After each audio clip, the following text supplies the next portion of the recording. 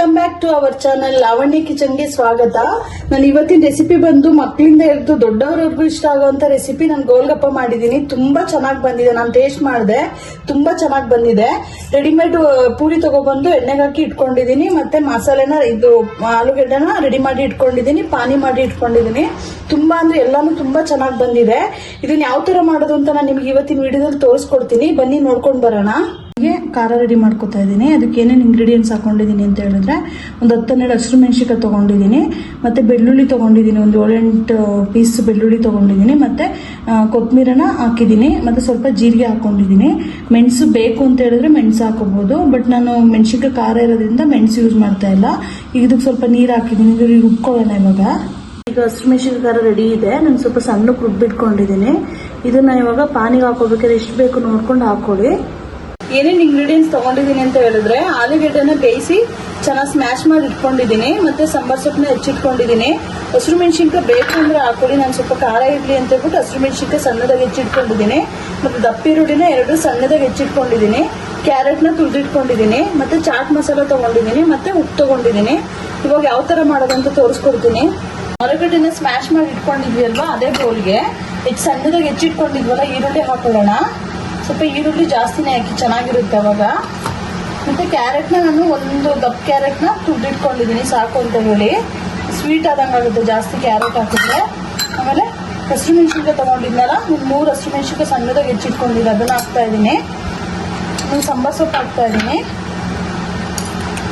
ಮತ್ತೆ ಚಾಟ್ ಮಸಾಲೆ ತಗೊಂಡಿದ್ದೆ ಅಲ್ವಾ, ಅದನ್ನ ಹಾಕ್ತಾ ಇದ್ದೀನಿ. ಮತ್ತೆ ರುಚಿಗೆ ಎಷ್ಟು ನೋಡಿ ಉಪ್ಪು ಹಾಕೊಳ್ಳಿ.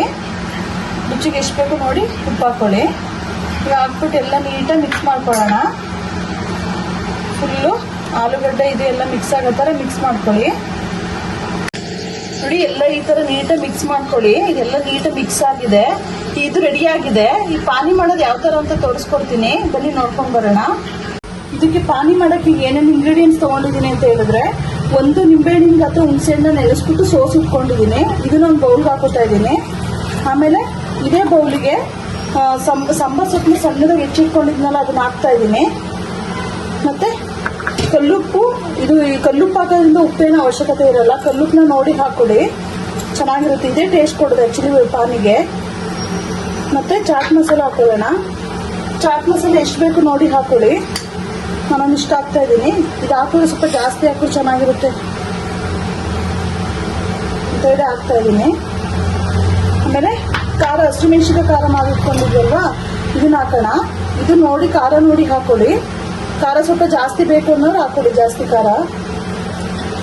ಸೊ ಎಲ್ಲ ಹಾಕಿ ನೀಟಾಗಿ ಮಿಕ್ಸ್ ಮಾಡ್ಕೊಳ್ಳೋಣ. ಇದು ಸ್ವಲ್ಪ ಟೇಸ್ಟ್ ನೋಡ್ಕೊಂಡು ಇನ್ನೊಂದು ಸ್ವಲ್ಪ ನೀರು ಬೇಕು ಅಂತ ಹೇಳಿದ್ರೆ ಇನ್ನೊಂದು ಸ್ವಲ್ಪ ನೀರು ಹಾಕೊಂಡು ತೆಳು ಮಾಡ್ಕೊಳ್ಳಿ. ನೋಡಿ, ಖಾರವಾಗಿ ಪಾನಿ ರೆಡಿ ಆಗಿದೆ. ತುಂಬಾ ಚೆನ್ನಾಗಿದೆ ಪಾನಿ ಅಂತೂ. ಸೊ ಪಾನಿ ರೆಡಿ ಆಗಿದೆ. ಈಗ ಪೂರಿ ಮಾಡ್ಕೊಳ್ಳೋಣ. ಎಣ್ಣೆ ಕಾದಿದೆ. ನಾನು ಈ ತರ ರೆಡಿಮೇಡ್ ಪೂರಿ ತಗೊಂಡಿದ್ದೀನಿ. ಚೆನ್ನಾಗಿ ಕಾದ್ಮೇಲೆ ಹಾಕಿ ಅವಾಗ ನೀಟಾಗಿ ಊರುತ್ತೆ. ಸ್ವಲ್ಪ ಹಿಂಗೆ ಮಧ್ಯೆ ಕೈಯಾಡಿ. ಸ್ವಲ್ಪ ತೀರಾ ಜಾಸ್ತಿ ಸ್ಟೀಮಲ್ಲಿ ಮಾಡ್ಕೊಳಕ್ ಹೋಗ್ಬೇಡಿ, ಮೀಡಿಯಂ ಸ್ಟೀಮ್ ಇಟ್ಕೊಳ್ಳಿ. ಒಳಗಡೆ ಎಲ್ಲ ನೀಟಾಗಿ ಬೇಯಬೇಕದು. ನೋಡಿ, ಈ ತರ ನೀಟಾಗಿ ಊರುತ್ತೆ. ನೋಡಿ, ಹಾಕ್ತಾ ಇದೆ.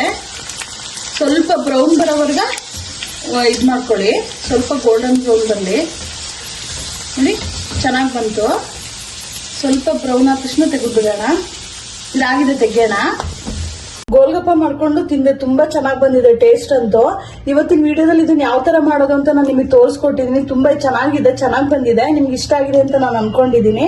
ಹೊಸದಾಗಿ ಯಾರು ನನ್ನ ಚಾನಲ್ ನೋಡ್ತಾ ಇದ್ದೀರಾ, ದಯವಿಟ್ಟು ಸಬ್ಸ್ಕ್ರೈಬ್ ಮಾಡ್ಕೊಳ್ಳಿ, ಶೇರ್ ಮಾಡಿ, ಲೈಕ್ ಮಾಡಿ. ನೀವು ಮಾಡ್ಕೊಂಡು ಹೇಗಿತ್ತು ಅಂತ ಹೇಳಿ ಕಮೆಂಟ್ಸ್ ಮುಖಾಂತರ ನನಗೆ ಕಮೆಂಟ್ಸ್ ಮಾಡಿ ತಿಳಿಸಿ. ಇಷ್ಟೊತ್ತು ನನ್ನ ವಿಡಿಯೋ ವಾಚ್ ಮಾಡಿದಕ್ಕೆ ಥ್ಯಾಂಕ್ ಯು. ಇದೇ ತರ ವಾಚ್ ಮಾಡ್ತಾ ಇರಿ. Thank you.